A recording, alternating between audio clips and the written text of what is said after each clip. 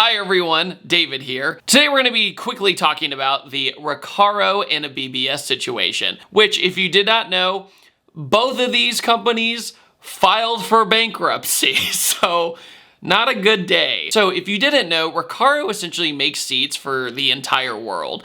They don't just make seats for cars, they also make seats for aviation and trains and buses and you name it, even gaming. So at one point or another, there is a high probability that you've had your butt in a Recaro seat. But when you think of automotive Recaro seats, you think of quality seats. You don't think of cheapos. Evos, Shelby Mustangs, even the Aston Martin Valkyrie had Recaros in it. So not a company that isn't taken seriously. But what's funny, years ago, I remember my friend was like, oh, what airline you flying with? And I said, oh, I'm flying with Delta. And he goes, oh, you're gonna get your butt in some nice Recaros, as like a little hue automotive joke. And that's what made me realize that Recaro was everywhere. So as you can imagine, that's a much more profitable way of doing things. Rather than just focusing on one industry such as automotive, you want to put your hand in everywhere that butts need to be in seats. Got to keep them warm somehow, and you got to make sure that you have as much seats as possible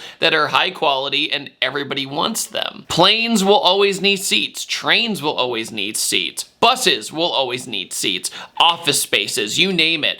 That is the market. Not so much a niche car market as much. You're just kind of nerfing yourself to only doing that in cars. I mean, I think a really good example I could compare this to is Mitsubishi. Like when you and I think Mitsubishi, we think of cars.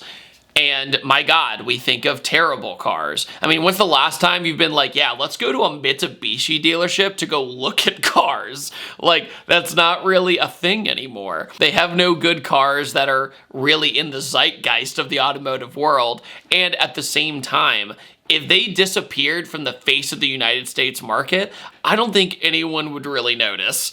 That sounds really, really harsh, but they're just not a contender anymore. Their Outlander is not a good driving car. And at the same time, the Mirage is a joke that uses bicycle wheels. And at the same time, their coolest car, the Evo, is gone. They were also the first company to take a legendary car name like the Eclipse and absolutely butcher it with a crossover. So with that catastrophe in the United States, how is Mitsubishi still around? Well, it's because of all the other businesses. The reason they're still around is because they do construction work and AC units and cranes, like big stuff that will always be needed. And that's kind of the position Recaro's in.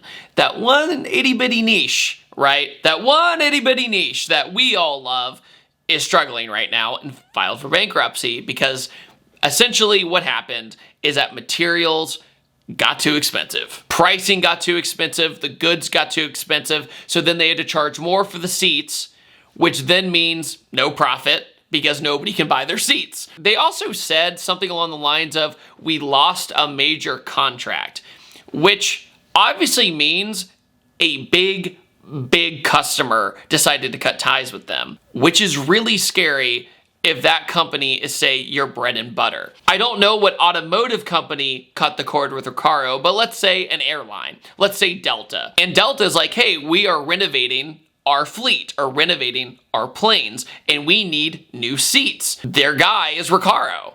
Now imagine all that money that goes into all those planes, and then, okay, that customer is gone. That's essentially what happened, but in the car world. That's what it sounds like. So imagine if Ford or Chevy or Porsche or whoever was like, we don't need your seats anymore, dude.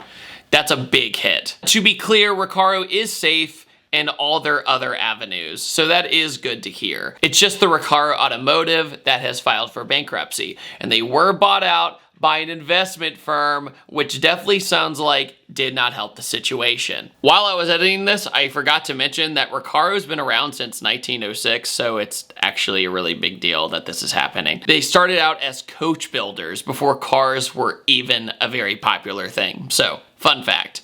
Okay, so that's Recaro. So what about BBS? So BBS wheels, Germany is the one in the tough spot, which is ironic because I think the Recaro automotive is German as well. So they're both just having a hard time. So BBS has a pretty strong brand identity. I don't think of anybody who's ever insulted BBS wheels or said that they're bad wheels. They're quality wheels. They're made very well. But in the aftermarket specifically, from you and I's point of view, I think other brands have kind of taken BBS's spotlight as like the go-to wheel. BBS to me doesn't really have a go-to wheel, and that's because they've been much more focused, from what I've seen, on more niche projects like different fitments and things like that for more niche vehicles. Think of it like Inky. Like Inky has the RPF1.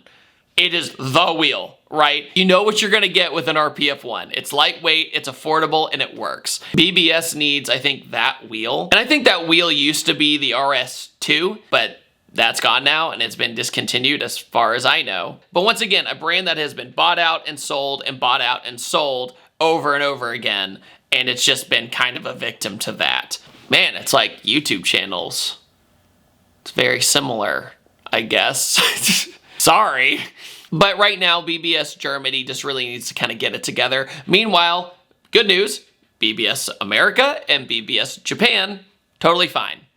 Almost the exact same story as Recaro. So that's why in this video, I was like, let's just talk about both of them real quick. What a weird time to be a car person. I guess in some more lighthearted news, the Ford Maverick Loma is now revealed. So mini trucks are kind of back, which is cool. I think it's cool. I'm just kidding. It's a really cool vehicle. But just thought I'd end it on more of a happier note to have some good news today. Oh yeah, guys, side note, tomorrow I have a video of a 2020 GT500 swapped Shelby Cobra, officially licensed by Shelby, so not a kit car. Definitely check it out because it was nuts. So that's coming out tomorrow. Just wanted to give you guys a heads up. Other than that, what do you guys think about the Recaro bankruptcy? What do you think about BBS? What do you think these companies could do better to really have a comeback and get out of this financial situation? Put it down in the comment section below. And on that note, quick video today. Appreciate every single one of you guys. See you guys next time.